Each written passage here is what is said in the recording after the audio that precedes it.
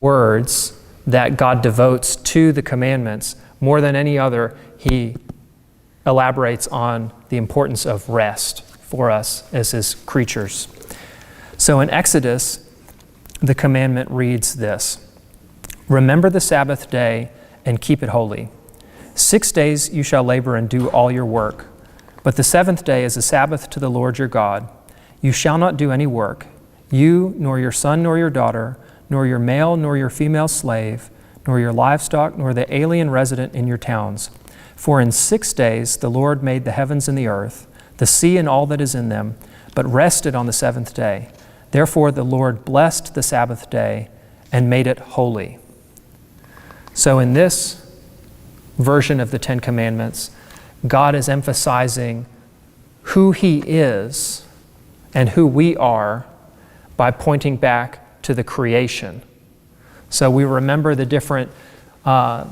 creation story. On the first day, there was. On the second day, God said. On the third day, God said, and it was so, right? So he's making, on the first 6 days of creation, he's making something out of nothing, right? And then, what does it say in Genesis? In the very first chapter of Genesis, he says, "Thus the heavens and the earth were finished, and all their multitude. And on the seventh day, God finished the work that he had done, and he rested on the seventh day from the work that he had done. So God blessed the seventh day and made it holy, because on it God rested from all the work he had done in creation." Why would God even need to rest if he is all-powerful and can do everything and can see everything and knows everything? Why would he rest? This is the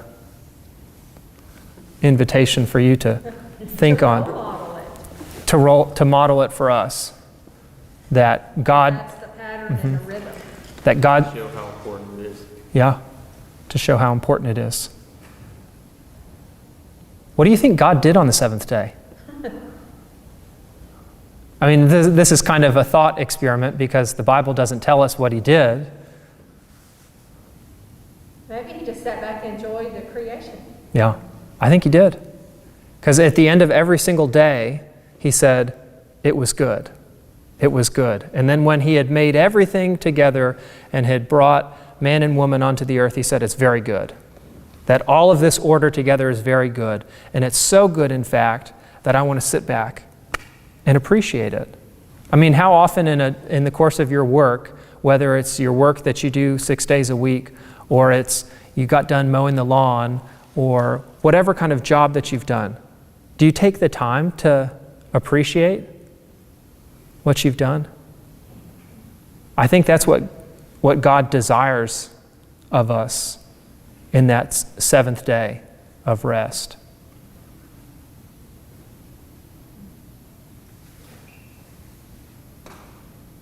Because we have to get our work done in the course of a week, but do we really need to get 7 days of work done in the course of a week? Is it really that necessary? And in fact, can't taking 1 day out of 7 reorient us? I mean, the other version of the Ten Commandments points to why God has instituted it for us. Not just to reflect who he is, but why it's important for us. In Deuteronomy, it reads this: "Observe the Sabbath day and keep it holy. The Lord your God commanded you. 6 days you shall labor and do all your work, but the seventh day is a Sabbath to the Lord your God. You shall not do any work, you, nor your son, nor your daughter, nor your male, nor your female slave, nor your ox, nor your donkey, nor any of your livestock, nor the resident alien in your towns, so that your male and female slave may rest as well as you. Remember that you were a slave in the land of Egypt, and the Lord your God brought you out from there with a mighty hand and an outstretched arm. Therefore the Lord your God commanded you to keep the Sabbath day." So here, instead of reflecting who God is, and this is why we rest, because God said, I needed it, therefore you need it. He's saying, no, you were a slave in the land of Egypt, and you need to rest, to remember where you came from, because it's so easy to go back to that place. And what he's referring to is a story in the Exodus, at the very beginning of Exodus, where the Israelites lived in Egypt. You remember this? They lived down in Egypt, and they spent hundreds of years down there, and things went well for a while, and then there arose a king in Egypt, a Pharaoh, who didn't know kind of the head honcho of the Israelites, Joseph, and so they began to oppress all of the Israelites. And the way the Bible says it in the very beginning of Exodus is that they forced the Israelites to make bricks. And so they spent all of their day, every day, making bricks, making bricks, making bricks, and they cried out to the Lord because they were so anguished. There was no rest, there was no respite, and the Lord heard and raised up Moses to deliver them. But even in the midst of it, when Moses was trying to set the people free, Pharaoh saw that they were looking to something besides their work. And so he made them work even harder and took away some of the things that they needed to make the bricks, the straw to make the bricks, and made them go gather the straw on their own. And he basically upped the quota for the work and made it harder to do the work so that they would stop thinking about God. And I can't help but think that in our own 24/7 environment, when we can just work and do, and we can find something else to do, and we can add one more commitment, we can add one more thing, that our situation isn't so unlike the Israelites in Egypt, where we're making bricks, we're making bricks, we're making bricks. But surely we were made for more than making bricks. I mean, what is it that really gives lasting joy and happiness in y'all's lives? What is it that you live for?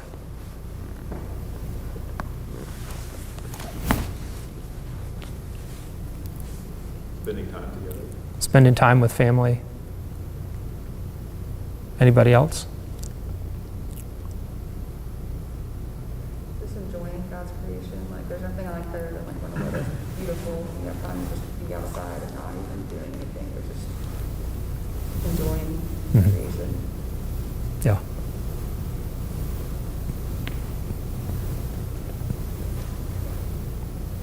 Anybody else? Nobody's saying work. No. Well, there are plenty of people that will work, and they'll respond to their email on Sunday, and they'll say, if I can just get this yard work done, then I can. If I can just. It's always on to the next thing. Right? It's always on to the next thing. It's always on to the next thing. And you keep going on to the next thing until you get so tired that the only thing you can do is turn on the TV and just fall asleep. Right? Now it's pretty much just background. Yeah. You turn on the TV for the kids or something, or you turn on a show and it's just background. Yeah. I do other stuff around the house, and it's not really. Yeah. But surely God has made us for more than just turning on background, just some kind of noise, some kind of whatever. I just know in this commandment, he is inviting not just us, but everyone around us to experience Sabbath. You notice how one of the things that's the same in the commandment is not even your donkey, aka your car or your tractor or whatever it is you need to get done, need to do your work. Or maybe in our day and age, it would be getting on the computer to do something. And your children and your wife and the people who work for you, and even the people who aren't citizens with you, but just kind of immigrants. So the story that shows this kind of long-term consequences of this 24/7 kind of life, really in my own life, before I came here and before I served as a pastor, I was a farmer, and I worked on a big crew with a lot of Mexican migrant workers. And the fellow we worked for was an American, and my friends worked 7 days a week. 10 hours a day, 14 hours a day. I mean, they were working hard and long hours. And eventually, they got in a fight because they had been working nonstop. And my boss, who is a Christian, he came up to me at the end of the year and he said, "What's happened? All of my employees are at each other's throats, and now 3 of them have quit and said they're not going to come back. And I don't understand what happened." And I didn't, but I wanted to point him back to this commandment and said, we need rest. You take a day of rest. You give me a day of rest. But these guys are so hardworking, they can't give themselves a day of rest unless you do. And so the consequence of their 24/7 life was that some of them don't work here anymore. And long-standing relationships that had lasted for years deteriorated because they lacked that Sabbath rest. And if it happens in a work environment like that, I can't help but think it happens in its own kind of way in our own environment. For me personally, this is kind of a negative testimony to point to the positive. I had spent a lot of time working in moving back from where we were serving before and coming back to Lexington and taking on extra work. And it wore me down, and I thought if I could just add a little extra work in, I still kept the Sabbath, but the Sabbath for me was, okay, I'm just laying down and physically recuperating from all the work I had done. But my human-based, I can do it by the power of my right arm, said, just fit in a little more, just fit in a little more. And then when we get tired and we get exhausted, I mean, we all come home, for those of us who are married, you come home to your spouse when you're tired and you're worn out, you're not at your best. And maybe some unkind words come out. Or you're not able to attend and be present when he or she says, I need you. I need you to help with the kids. I need you to just listen to me. And when we're tired, we're not able to offer that, are we? Not really. We're not the best men and women God created us to be. And it's in the Sabbath and remembering that Sabbath where we kind of get a bulwark, a hedge of protection around us so that we can be fully human, that we can be present, and that it actually gives us strength and spirit to get through the other 6 days. It's so important. It's something that in my life has just been a real gift. And in the midst of this crazy time, it's a gift that I really wanted to share with you all who have come out tonight because it's changed my life in terms of how I order my days. It's Psalm 90, if you want a little homework assignment to think on. Psalm 90 tells us that we should order our days that we might get a heart of wisdom, that we ask God to order our days aright. And ordering our days includes picking one day out of 7 and resting on it and making it different, focusing on your family, maybe turning off the TV or whatever is a distraction in your life, and attending to God and attending to each other. So there's this element of praying and playing in Sabbath because God has made it, it's not just a day where we sit and we do nothing. A lot of older folks and maybe our parents or grandparents' generation would look at Sabbath and it's, we can't do this, we can't do that. There's no this, there's no that. We just sit through a sermon and then we go home and then we sit still. God clearly, as we looked at in Genesis, He appreciated what He did. There was joy in it. He felt that it was very good and wants us to feel very good in it. So, do any of you all practice Sabbath in your own life on a regular basis? So this is a new kind of thing. I've been kind of forced to right now. We're trying to work more and pay off debt. And I've been working pretty much every Saturday. So I've been working 6 days a week, and that 7th day I've almost been forced to not. And what's been your work, Andrew? I work as a physical therapist. Yeah. Full-time I work at the VA hospital. Mm-hmm. And I'm working also at UK hospital on the weekends. Yeah. And I'm kind of in a unique spot where vocationally my job very much stays at work, which I like a lot. Uh-huh. But once I leave there, it kind of stays there, but still. There are no knees that you can manipulate at home? Exactly, Yeah. They're all, Unless something's going on with me. but my schedule has been 24/6. Yeah. As far as work goes. Mm-hmm. And then it's just real easy to find myself thinking of things I didn't have time for on that 7th Uh-huh. the most days is Sunday. So Yeah. just things that I don't have time for into this week and the 6 days. Uh-huh.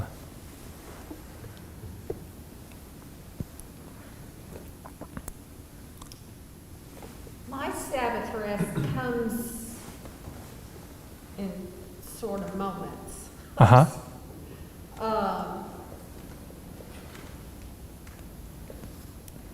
I do know that if I don't have a nap on Sunday afternoon, Mm-hmm. that's a big part of my Sabbath rest, is Yeah. the Sunday afternoon nap. And if I'm not rested, if I'm going too much on Saturday and Sunday, then I am very tired on Monday to start the week off. Yeah. I mean, I've noticed that if I don't have some downtime on one of the weekend days, Yeah. now, what that downtime looks like is variable. Mm-hmm. It's not, and that could be a lot more structured. But I do notice when I miss, whatever downtime. Yeah. Yeah. And what do you feel when you miss it? Tired. Yeah. I mean, and I'm more irritable and I just don't have my spunk. Uh-huh. But on Monday mornings, if I've had rest on the weekend, I can tell such a big difference Mm-hmm. in launching the week Right. when I have had more rest Yeah. on the weekend. Or our schedule has been less hectic. Mm-hmm. Yeah. And this is where the cumulative impact of taking a day of rest makes a difference. I mean, we talked about the arithmetic just a second ago. It adds up to 11 years. I mean, can you imagine how different your life would be if you did anything for 11 years out of that? I mean, it's just incredible. It's kind of like a compass, so that one day in 7 becomes a way to orient, and it keeps you coming back, and it keeps you grounded, and it keeps you rooted. But without that, I mean, we found what happens when we take something away, because all of this stuff has been taken away from us in these 6 months, and how just in a short period of time that we're feeling the effect of wearing a mask all the time, or not having good boundaries between work and home and school and all the rest of it, no physical contact, no meeting in groups. And that's just 6 months. That's 26 weeks worth. And you add it up, think of the effect of what rest or no rest could be over a lifetime. It's incredible. And it's something that we're going to look at over these next few weeks. I would encourage you to read. Everybody grabbed a copy of the book coming in. So each one of these sessions that we're going to do together, we're going to look at 1/4 of the book. So we looked at, tonight we kind of talked about our crazy world that we're living in. And we talked a little bit about why we need rest. And so that's what we're going to dive into the next time. And then the time after that, we're going to look at how we do this rest, because it sounds like some folks do keep a Sabbath, and some, like Andrew, you and me are on the same boat, working 6 days a week, and then you just need it physically, right? Mentally. But I think even in the midst of that, it's not like we need to do more, but that he's inviting us into so much more. That it's a command, right? It's a command, but it's a gift. And so we'll look at how we do this rest together, and then what that looks like. So we'll work towards creating a plan for everybody in their own life, to create a regular rhythm of what it would look like for you and your family to keep a regular Sabbath and to make it holy, not just make it a time where we veg out, but make it a time where God is able to recreate us. Because I think there's a huge difference, and we all kind of know it, we've lived it in different ways. There's a difference between entertainment or distraction and recreation. Like real rest, like full body rest versus just turning on Netflix. Do you know what I mean? There's a difference between the two. And that is more of what I think God desires for us. It's just, for me personally, I mean, if Emma were here, she could say much more than I could, but it's a time for us to connect as a couple. I kind of wake up way earlier than she does, so I have my kind of prayer time, my quiet time. And then for me, for someone who likes to work, I have to take that nap. She says, no, it's okay. You're allowed to take a nap. You can do the things that you need to do to refresh, to be still and know that God is God and that he loves you and that he cares for you and he's holding you. Because I think so much of our lives we're like, well, will it be okay if I don't do X, Y, and Z? And it's a once a week opportunity to trust that God has got it and that life is much bigger than our scheming and our planning and all the stuff that we think we need to get done. So, do y'all have any questions? Is there something you want to talk about in particular? For me, the pandemic, well, I mean, we don't have little kids, and we've both been working. Jim's job stayed the same, I'm working from home. But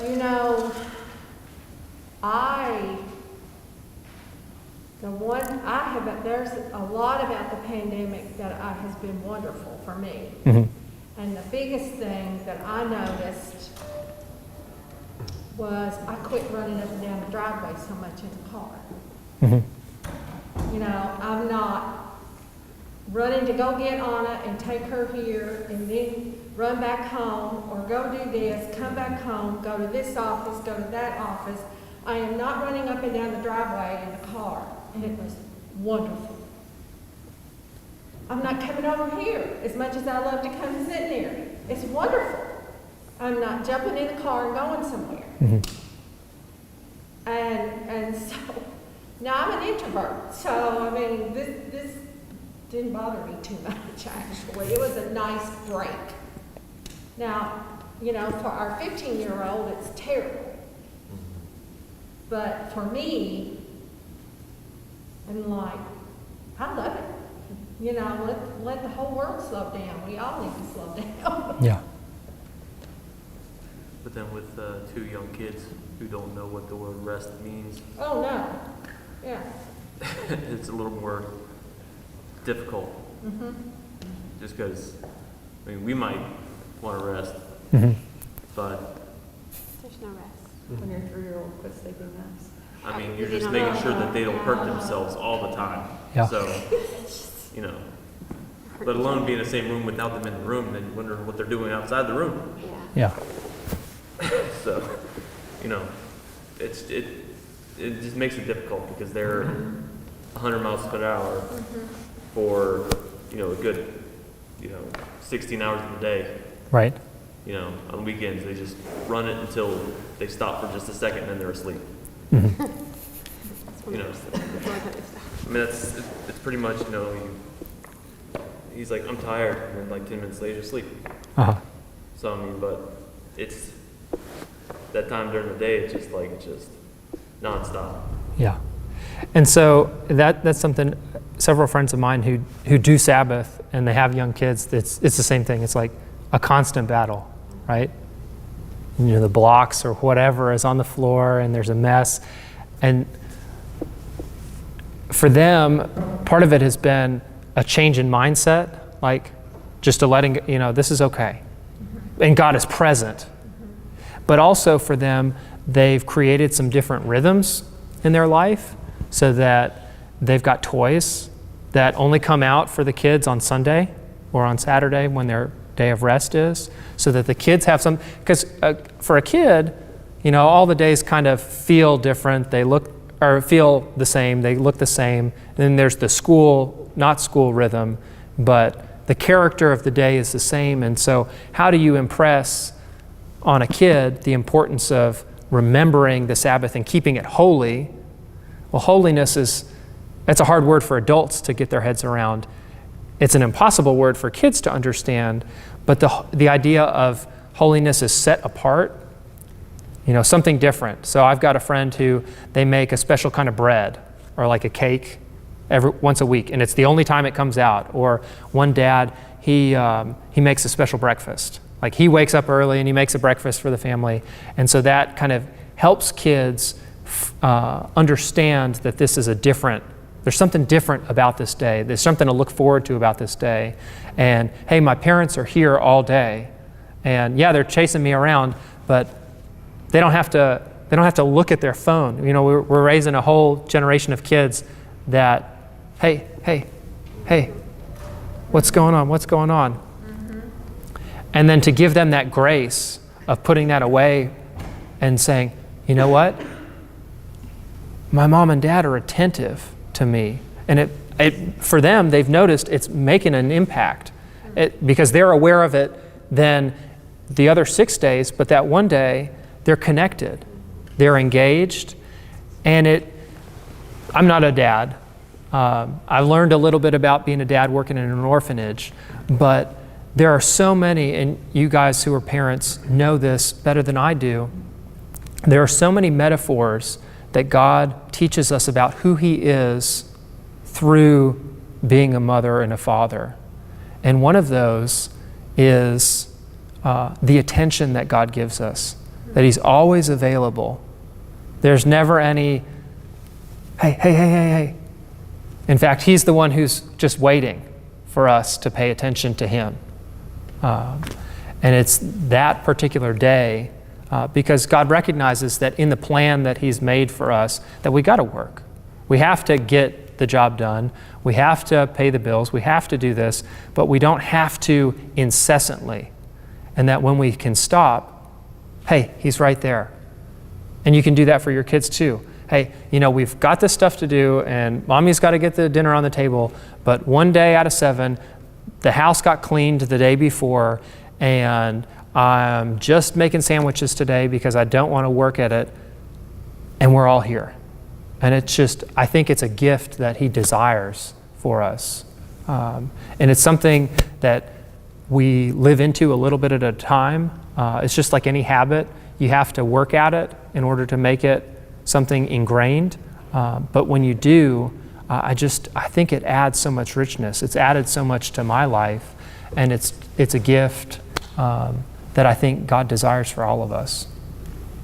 So this is an invitation to walk through this book, but it's more than just a book study, because we can study, read a book, and never do anything about it. But the reason my father-in-law wrote this book, and the reason why we do this is not just to come here and talk about something, but to experience a different way of being in the world, especially in a time when our time just feels like it's been flipped on its head. Does that make sense? So this is an invitation to do something differently in order to reap a great benefit. And the greatest benefit of all is a sense of knowing that God is with you, not just that one day in 7, but through all 7 days. Because it'll begin to bleed through your whole week, because it changes the way you look at the world, it changes the way you do your work, and it changes the way you interact with your family. I can't think of any single one practice that we can do as Christians that stands out in the world, because in the world, everybody's going 24/7. And they look at the church and they say, oh, well, they're doing this, they're doing that, they're doing that. But even in the church, there's a minority of people who say, you know what? I don't want to do this all the time. God has made us for rest. He's made us for more. And when your friends who aren't Christian see, hey, there's something different about you all. There's something different about you all. And there's something different about all of us today, because we stop. There's a limit in our life. And that limit is an okay thing. And it's more than okay. It's a great thing. So there's that aspect to it as well.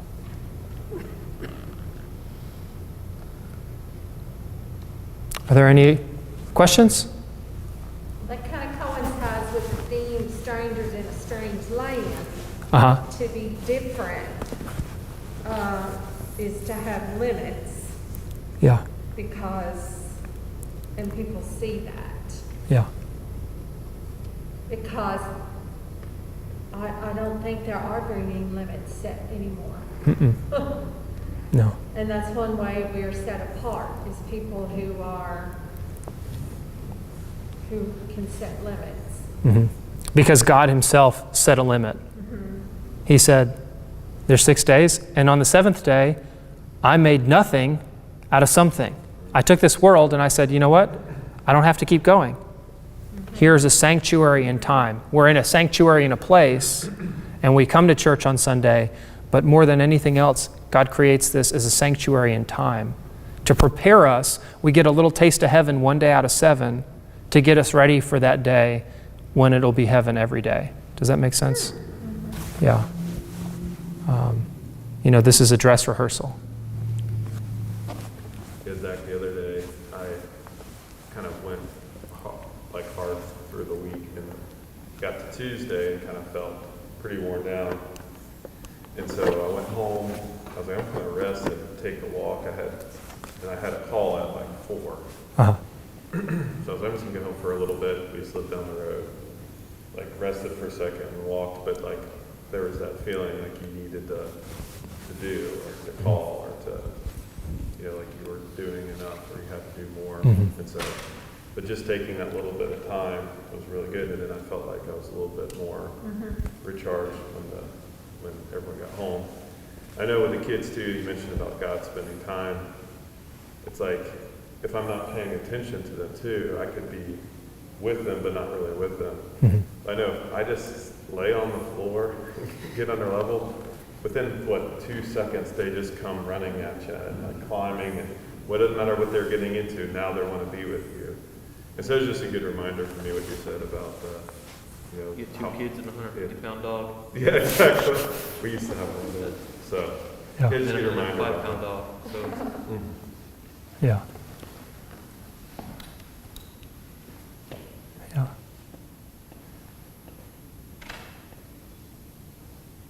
So the book is a good one. Otherwise, I wouldn't have put out a whole stack of them there. But would encourage you to take a look at the first quarter and the second quarter, and then we can have a little bit of discussion in it too as we walk through it.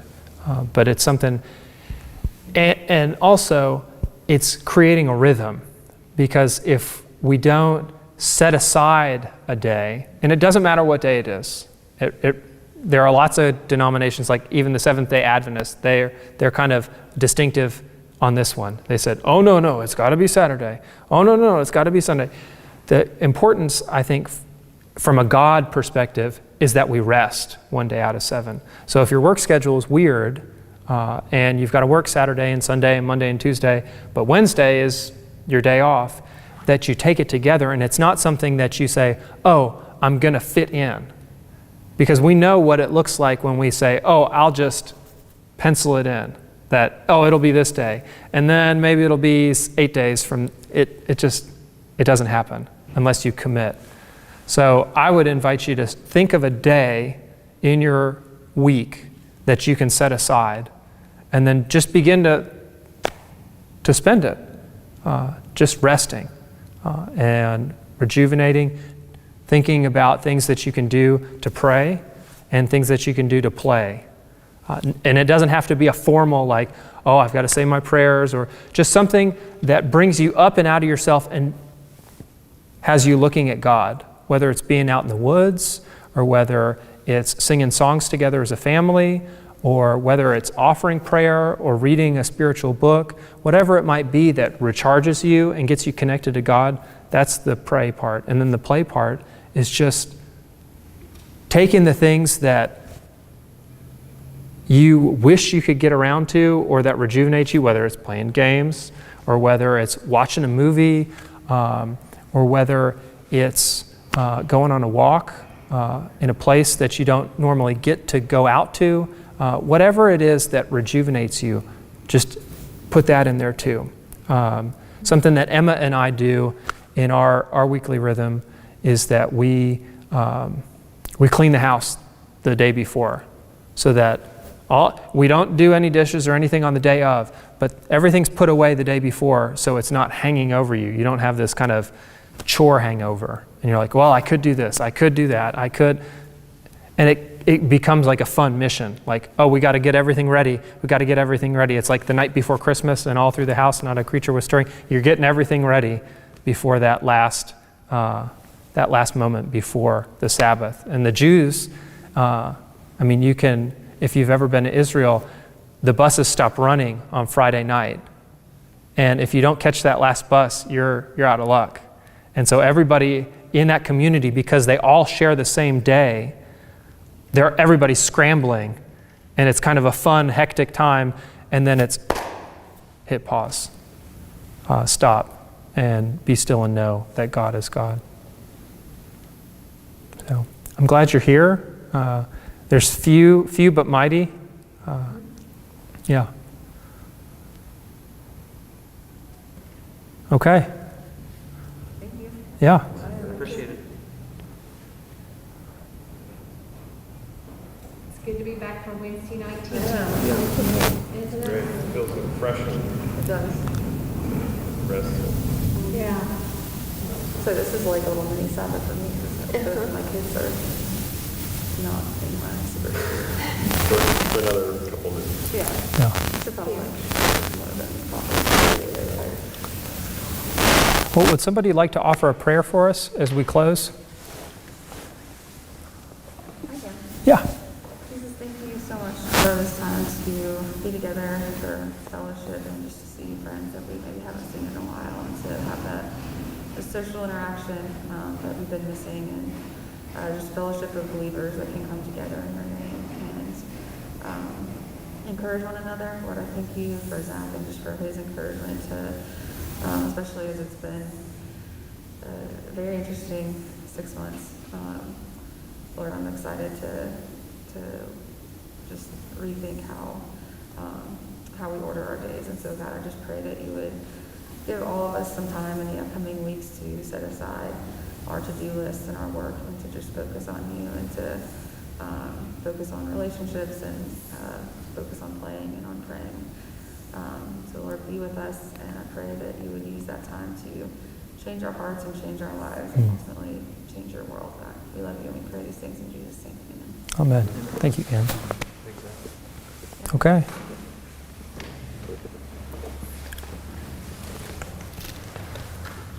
If they don't mind to read those too. I'll be like, school.